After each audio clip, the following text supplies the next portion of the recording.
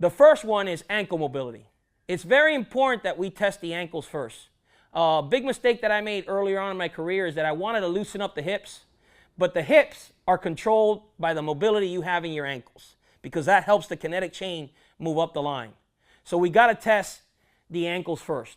After we test the ankles, we're going to test the mobility in our hips, and we have a test for that as well.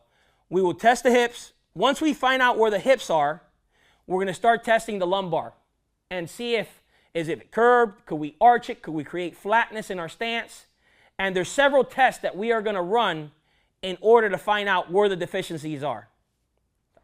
So the first thing we'll do is we'll test the catcher's ankles, because like we talked about it before, the ankles control the hip mobility. So we'll have him put his toes right up against this pole, and we'll use the pole as a reference.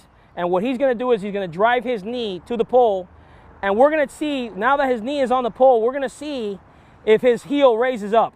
Once you see that his heel doesn't raise up, he's going to start backing it up little by little to see how far he can go without his heel raising up the ground. And that will tell us how much mobility he'll have in his ankle. Boom. Stop. This next test, we're going to test the mobility in the hips. So now we found out what type of ankle mobility he has.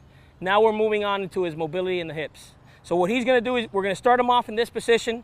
He's going to try to put his butt on the ground. So he'll start sliding back, and we'll see how far he can go. To have the mobility that we desire in our blocking technique, our goal is to put our butt on the ground. So we'll leave him there, and we'll start measuring from here and seeing what his distance is. This next test is the sign stance, the posture that we create in our sign stance. So we'll have him go down into his sign stance. Once he's there as an instructor, we're going to visually see how much he sinks and sits in his sign stance. Something that you're going to look for is how high his butt is off his heels. So we'll first look at him like this, and then we'll have him stand up and turn this way. That way you guys can visually see it in the camera.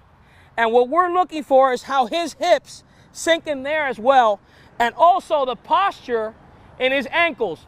Are they coming out? Are he on the outside of his toes? Are he in the inside of his foot? Those are things that we need to look for that will tell us where his imbalances are.